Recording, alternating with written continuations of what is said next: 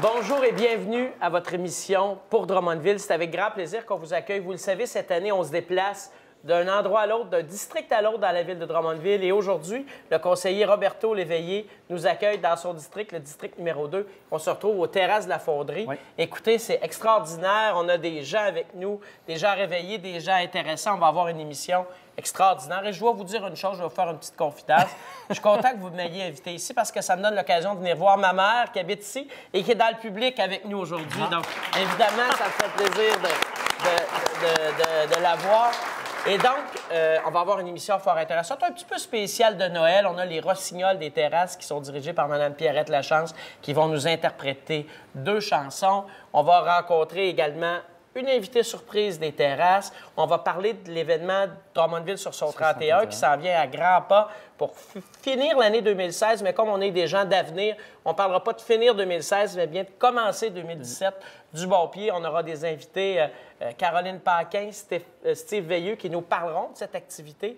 Mais comme il faut toujours garder un petit volet un peu plus sérieux, on va parler budget avec Benoît Carignan, qui est le trésorier à la ville de Drummondville, qui nous parlera du budget qui a été adopté le 12 décembre dernier. C'est une bonne nouvelle quand même. C'est pas le Père Noël, mais pas loin. Donc, on aura l'occasion d'en parler. Je voudrais peut-être d'entrée de jeu que vous nous parliez un petit peu de votre district 2, ce quartier ici qui contient, entre autres, oui, les terrasses de la Fonderie, mais ce qu'on connaît comme le nom du Golf, hein, un des quartiers fondateurs de Drummondville. C'est un très beau quartier que vous représentez depuis maintenant 17 ans. C'est quelque chose. C'est beaucoup 17 ans, conseiller, mais il y a quelqu'un qui vous a battu. Vous savez, il y a un conseiller qui s'appelait Robert Lafrenière, qui a été 22 ans, et dont l'épouse est aussi ici dans la salle aujourd'hui. On salue Mme Gisèle Lafrenière qui est avec nous. Il vous a battu, donc ça va vous prendre un autre mandat pour battre M. Lafrenière. Avec qui j'ai travaillé d'ailleurs. Alors, parlez-nous un peu de ce qu'on retrouve dans votre district. Le quartier ici, c'est un quartier qui est beaucoup de maisons familiales, mais surtout beaucoup de résidentiels. Mais il y a quand même eu des investissements fort importants, plus de 50 millions dans un coin de votre quartier au cours des 5 dernières années. Effectivement, pour ne pas dire majeur, sur le Saint-Amand, on a eu le Centre Expo avec l'Hôtel Temps qui s'est greffé et la Caisse Saint-Frédéric, bien d'autres choses qui se sont faites dans ce coin-là, pas Saint-Frédéric, mais le réseau des caisses. Et le Centre Expo qui amène beaucoup de gens à Drummondville. Définitivement. Le Centre Expo qui est géré par la Société de développement économique. Puis tant qu'à présenter des gens, bien, on a aussi la mère de Martin Dupont, qui est le directeur général de la Société de développement économique, qui est avec nous aujourd'hui. Martin qui a travaillé très fort pour le Centre Expo. Alors, on salue Mme Dupont qui est avec nous. Et là, donc, un quartier qui est vivant, un quartier qui est dynamique. Vous travaillez très fort pour votre quartier. Je vous vois depuis maintenant 3 ans. Je sais que les gens sont choyés de vous avoir, mais vous ne travaillez pas que là-dessus. Vous êtes un conseiller fort impliqué. C'est vous, entre autres, qui présidez le chantier de développement du plan d'action du centre-ville. Comment ça se passe de ce côté-là? Comment le travail se réalise? Ça se passe très bien. Ce qu'on a fait en premier pour le quartier centre-ville, on voulait avoir un portrait de ce qu'est le centre-ville. À partir du moment qu'on a travaillé le portrait, quel est le diagnostic, comment est-ce qu'on peut faire pour le changer? On a mis un plan d'action en place, 22 actions, dans lequel, vous savez, vous avez suivi, d'ailleurs, vous, M. Alexandre, c'est vous qui étiez en premier qui avait à cœur de faire, on sait que le centre-ville, c'est un peu le cœur d'une ville. Vous aviez comme mandat qu'on ait une commission de travail. On l'a fait. On l'a fait avec un comité de commerçants, de résidents. On a mis des actions en place et sur 22 actions qui étaient dans un triennal, on en a déjà, au moment où on se parle, 17 de réaliser. Et il y en a une, d'ailleurs, on va parler du budget un peu plus tard, mais il y en a une, entre autres, qui est la réflexion d'un deuxième corridor, si on veut, d'un passage entre la rue Herriotte et, par exemple, le parc Audiard, dans le cas qui nous occupe. Les gens nous ont dit, il y a des passages pour aller vers le stationnement ou vers le parc. On ne se sent pas en sécurité. Le soir, c'est sombre, c'est étroit, des fois, c'est pas propre. Alors, cette année, ce sera le deuxième passage qui va être rénové. On veut éclairer, on veut amener ça intéressant. Donc, ce sont des actions qui découlent directement du travail de votre commission. Et très rapidement, peut-être pour terminer, avant de rencontrer nos invités, dites-moi, vous avez accepté, et je vous en remercie d'ailleurs, la présidence d'un nouveau comité depuis le mois de mai, au cours de l'année 2016, qui est la commission de toponymie et de reconnaissance civique. C'est nouveau. On veut rendre hommage à ceux qui ont bâti Drummondville. On en a beaucoup d'ailleurs ici, des gens qui ont contribué à bâtir Drummondville. quel est le mandat de votre comité de façon générale? Le mandat de comité, c'est de reconnaître les gens qui se sont impliqués. Il y en a qui se sont impliqués pendant l'espace d'un an. Il y en a qui ça fait plusieurs années qui s'impliquent. Ce qu'on veut, c'est d'être capable de souligner ces gens-là qui ont fait de Drummondville ce qu'il est aujourd'hui. Nous, Alexandre, toute l'équipe, tout le monde travaille fort. Mais on sait que Drummondville, c'est une ville de bénévolat, des gens qui s'impliquent, des gens qui sont fiers. Et ces gens-là, on veut les reconnaître. Et je peux vous dire, M. Cusson, on travaille fort, puis on a des belles surprises pour vous après les écoutez, fêtes. on a hâte parce que c'est un dossier qui va avancer très rapidement après les fêtes. Écoutez, je vous remercie beaucoup. Je vous invite évidemment à rester avec moi tout au long de l'émission. Dans quelques instants, on va parler d'argent. On va parler du budget 2017 de la Ville de Drummondville avec Benoît Carignan. Merci, M. Léveillé.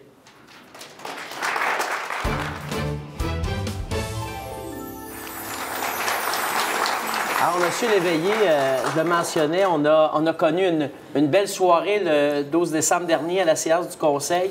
Dépôt du budget. C'est un gros travail. Hein? Vous qui êtes un habitué des budgets, c'est un travail de longue haleine.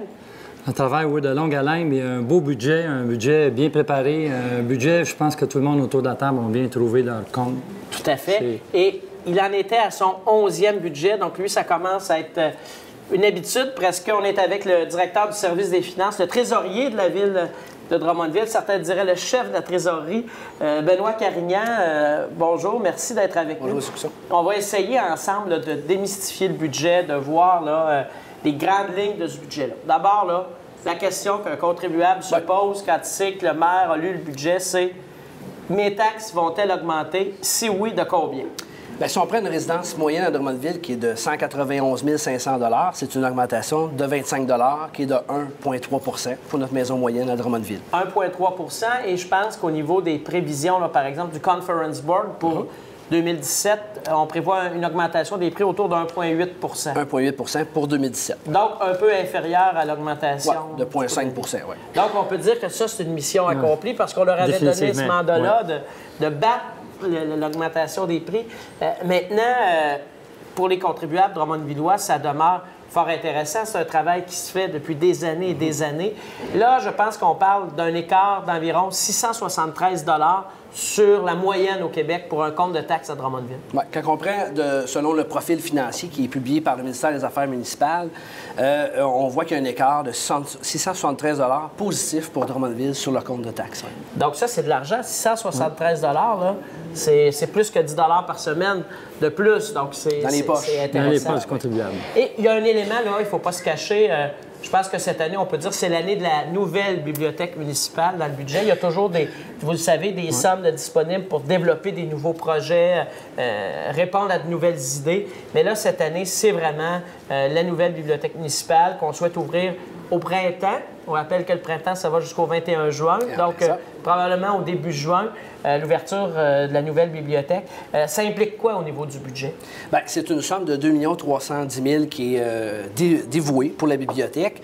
Il va y avoir des achats de volume, revues et tout ça, qui va être au montant de 423 000 $. Ça, c'est une augmentation importante. De 60 d'augmentation versus le budget 2016. Il va y avoir de l'animation pour 15 000 $. Il va y avoir de l'ajout de personnel pour cette bibliothèque-là. Parce que la bibliothèque sera ouverte davantage d'heures par semaine. Oui, on va passer de 53 heures à 65 heures par semaine. Et ça, c'est au moment de l'ouverture de la bibliothèque. En plein ça, oui. Et ce qui n'est pas au moment de l'ouverture de la bibliothèque, mais le 1er janvier, c'est la gratuité. La gratuité de la bibliothèque, oui, qu'on amène dès le 1er janvier. Ça, c'est une bonne nouvelle parce que vous savez, M. Léveillé, on en parlait depuis longtemps. On était une des dernières villes. Je vous dirais que c'était presque une honte.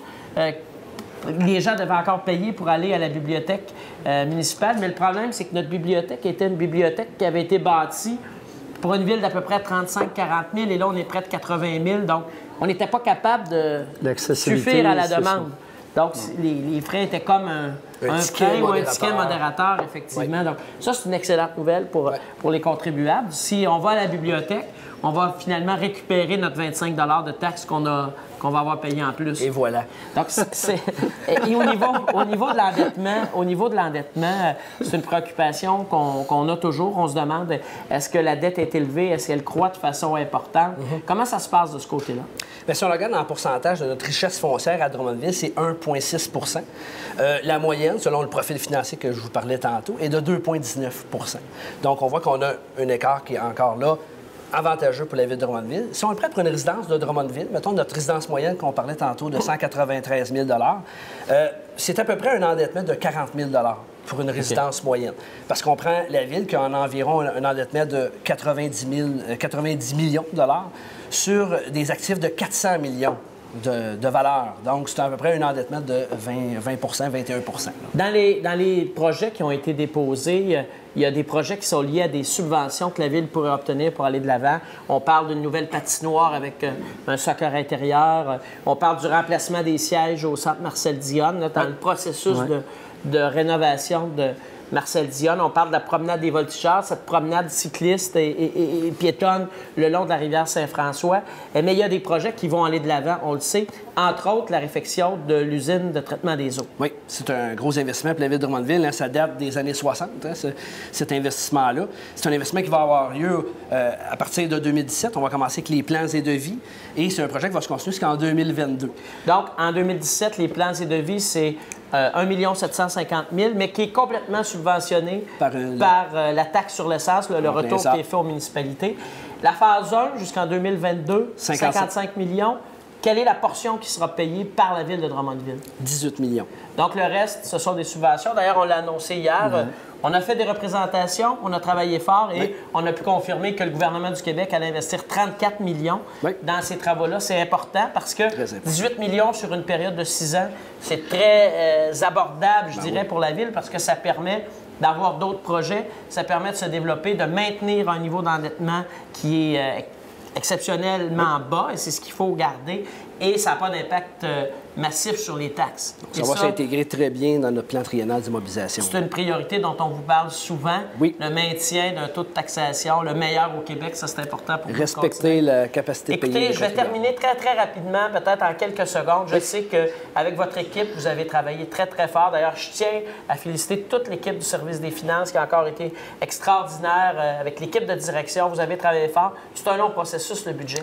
C'est sûr, oui. C'est un processus qui commence vers août, à peu près. On commence avec le conseil, avec vous, M. Cusson, pour les alignements budgétaires. Hein. Quels alignements budgétaires qu'on va donner à nos services? On passe des commandes et on lance des chiffres. On veut une augmentation qui est raisonnable pour nos contribuables. Donc, après ça, on part le processus là-dedans, qui s'échelonne là, de août jusqu'à décembre, en rencontrant chacun des services. Parce qu'il faut le dire, il y a des services qui se développent, mais par rapport aux demandes et aux idées des gens de la Ville, vous avez pu en accepter peut-être 1 sur 3. Environ, oui. Parce qu'il y a énormément de demandes. C'est ça, avoir une équipe dynamique. On les priorise. Écoutez, je vous remercie beaucoup et je vais vous confier quelque chose. Au début du mois de décembre, je suis venu ici, aux Terrasses de la Fonderie, dans le cadre d'une autre activité qui était la présentation d'une magnifique chorale, les Rossignols des Terrasses, et ils vont maintenant nous interpréter une des pièces qu'ils ont interprétées lors de ce spectacle-là, qui était fort intéressant. Alors, c'est La voici, la voici, la nuit de Dieu. Alors, on va écouter ça maintenant.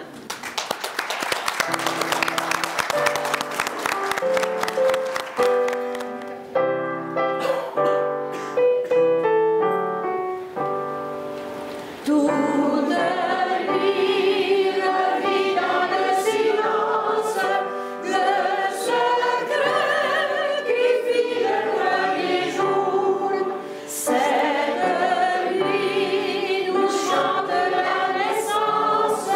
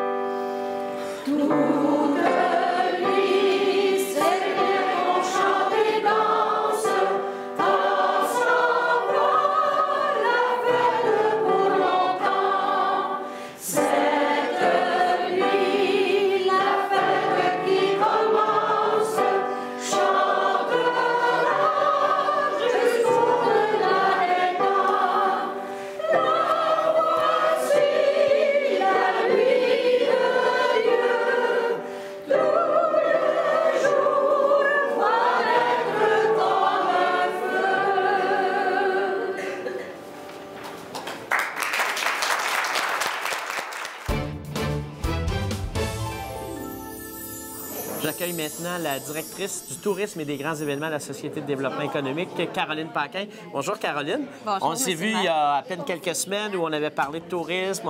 On était au village québécois dans le temps. Là, cette fois, aujourd'hui, on parle de Drummondville sur son 31, le D31 qui approche à grands pas. Le 31 décembre, c'est bientôt. Oui.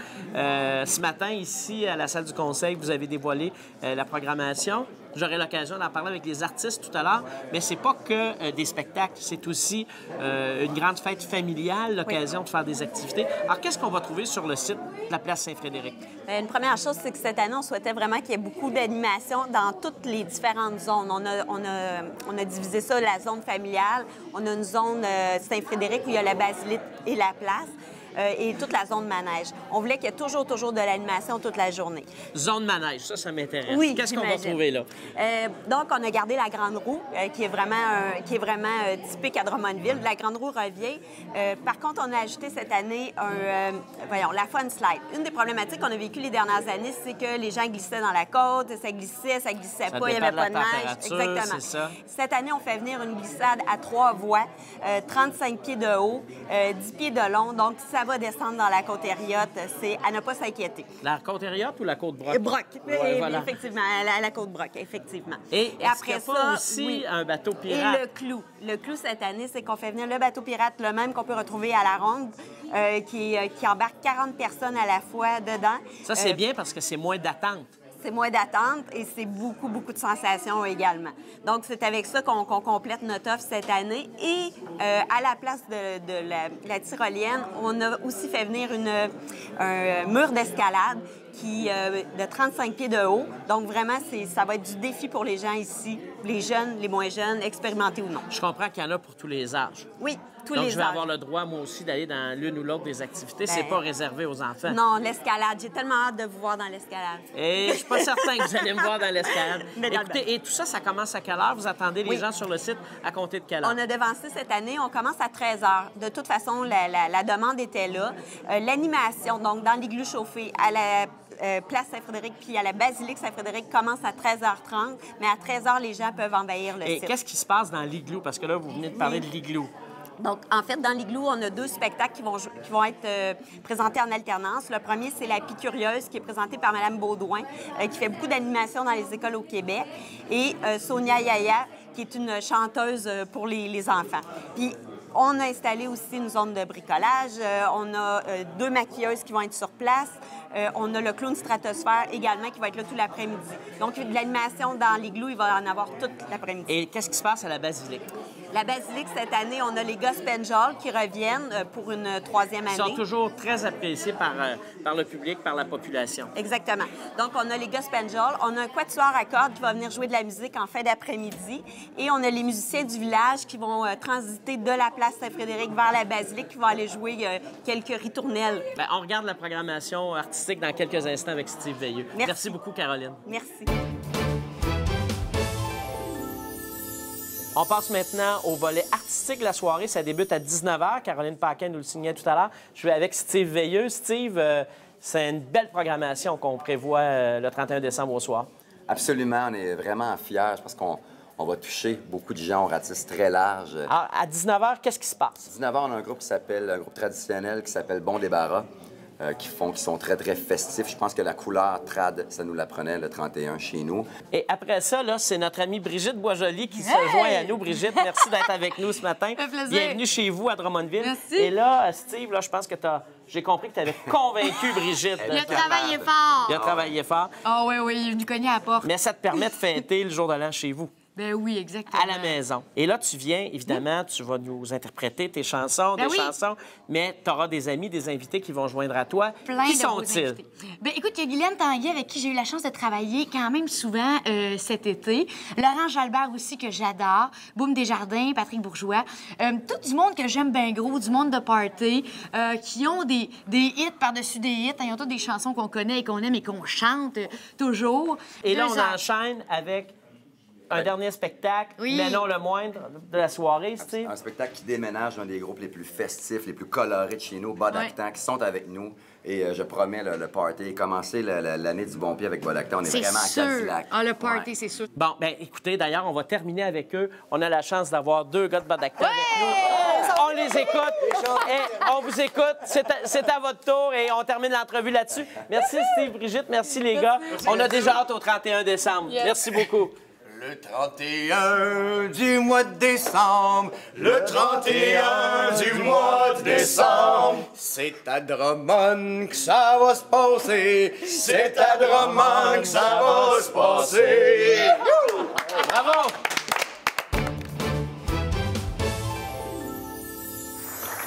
On ne pouvait pas venir aux terrasses de la Fonderie sans prendre le temps de discuter avec quelqu'un qui habite ici. On est honoré, on rencontre quelqu'un qui travaille même, qui est membre du comité des résidents, parce que les résidents s'impliquent. Madame Janine Pinard, bonjour. Bonjour, ça me fait plaisir. Écoutez, je vais commencer par un test pour mon collègue du Conseil. Il nous a dit dans une entrevue en début d'émission qu'il y a beaucoup de gens qui habitent ici, qui habitaient le secteur avant. Oui, j'en Est-ce que suis c'est là. votre cas? Oui, c'est mon cas. Alors, donc, vous habitiez... J'habitais dans la coulée. OK. Et Oui, vous êtes monsieur. ici depuis longtemps? 7 ans et demi. 7 ans et demi. Vous vous plaisez ici? Beaucoup. Écoutez, on a été accueillis par des gens extraordinaires, il faut le mentionner. Je tiens à remercier Mme Josée Gadebois, qui est à la elle est direction des extraordinaire, loisirs, qui nous a accueillis, qui a travaillé très fort. On la remercie. Et vous me disiez que c'est quelqu'un d'extraordinaire, donc qui contribue à l'animation de la maison. Oui, elle s'occupe de tous les loisirs qui se font ici, des réceptions. Josée, elle est partout. On se demande vraiment comment elle peut faire pour être partout en même temps. Et elle s'occupe des loisirs. Et vous, par exemple, à quel type d'activité vous participez ici? Qu'est-ce que vous faites pour vous distraire, pour rester aussi allumé? Parce qu'on voit que vous êtes quelqu'un d'allumé. Mais d'abord, je vais vous parler de mon bébé, le bridge. J'ai été l'instigatrice du club de bridge des terrasses ici. On joue à tous les mardis. Nous sommes un très beau groupe. Nous sommes 16 personnes. C'est un peu un groupe d'amis, tout simplement. Alors, j'ai participé à ça. À part de ça, ici, il y a la bibliothèque dont je m'occupe aussi et qui est, pour moi, un passe-temps extraordinaire pour des personnes qui sont seules. C'est un compagnon, un livre. Hein? Alors, je considère ça comme ça. Les loisirs, bien, les sports, il y en a de toutes les sortes, à commencer par le golf virtuel, les quilles, il y a du shuffleboard, il y a de la pétanque, il y a la piscine où il y a un sauna et un bain tourbillon. Donc, finalement, ce que je comprends, c'est que c'est un peu comme dans nos vies très actives. Il n'y a pas assez de 24 heures. C'est une dans la petite journée. ville ici. Nous sommes près de 500 résidents, vous savez. C'est beaucoup de monde, c'est Oui, beaucoup de c'est gens. du monde. Et donc, vous êtes 500 résidents, vous disiez, on parlait dans l'introduction que vous siégez au comité des résidents. Qu'est-ce qu'il fait? C'est quoi le rôle du comité des résidents? Le comité des résidents, nous sommes 7 personnes qui se réunissent à tous les mois. Et nous avons une boîte ici où les gens peuvent mettre des requêtes, soit des plaintes, des demandes ou n'importe quoi. Ils nous écrivent et nous, à la réunion du comité, on ouvre ces demandes-là et on les juge. Et à chaque réunion, le propriétaire, Pascal Pelletier, vient nous rencontrer. Je pense que c'est assez rare qu'on peut voir ça. Il vient nous rencontrer, puis nous, on lui fait part de toutes les demandes qu'on a eues de la part des résidents. Il les étudie et... Quelle sorte de demande vous pouvez avoir? Est-ce qu'on vous dit des fois, c'est faut au changer le menu au Oh, repas? beaucoup, oui. Mais sur le menu, je dois dire on est vraiment privilégié à la salle à manger avec le chef André que nous avons. Moi, je mange à l'occasion à la salle à manger, puis je trouve qu'on est presque à l'hôtel. Écoutez, vous donnez presque le goût de venir habiter hein, ici.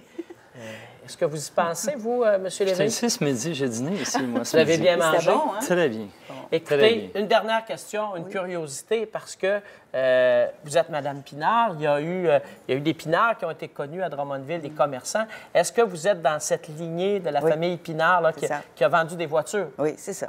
Donc, sur la rue Lindsay, entre C'est ça. autres. Pinard et Pinard, dans le temps. Alors, c'est sûrement des beaux souvenirs que vous gardez beaucoup, oui. de cette époque-là. Vous devez connaître plein de gens de Drummondville qui ont été vos clients. Oui, parce que moi, j'ai étudié à Montréal, mais je suis revenue ici, puis je suis née ici, je me suis mariée ici, puis je vais t'enterrer ici. Bien, écoutez, prenez votre temps pour ça, ça ne presse pas. Ça a été un grand plaisir de vous rencontrer. C'est déjà tout le temps qu'on avait. Ben, le plaisir est pour moi. Écoutez, ça a été une émission extraordinaire ici aux Terrasses de la Fonderie. Ça complète très, très bien notre année 2016 pour Drummondville. On va se retrouver assurément en janvier. Je tiens à remercier parce que c'est la dernière émission, c'est le temps des fêtes qui s'en vient. Je tiens à remercier les gens qui travaillent très fort pour préparer, produire cette émission-là. Moi, je me retrouve devant vous, mais ces gens-là préparent ça, ces gens-là réfléchissent. Alors, je remercie, je dirais, notre technicien, notre caméraman, notre metteur en ondes, tout ce que vous voudrez, Kevin Perrodo de Graphixel Vidéo, que je remercie, Sonia Collard du service des communications de la Ville qui prépare un peu le plan de l'émission, contacte nos invités, tout ça.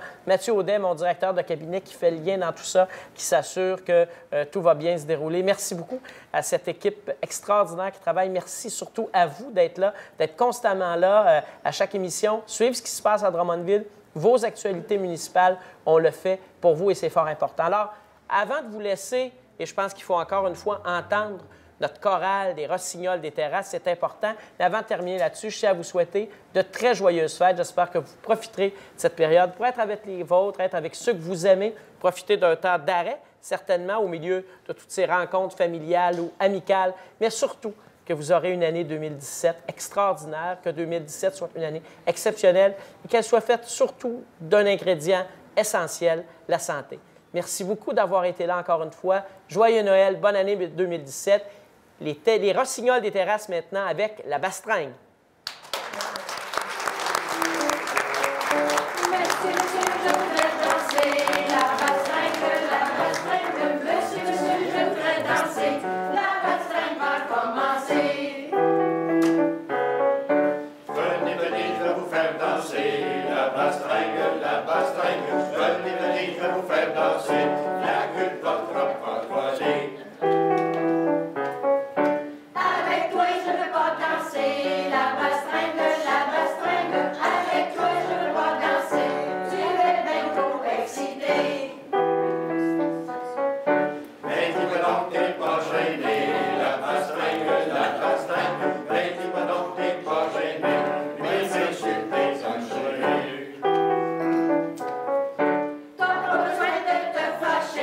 La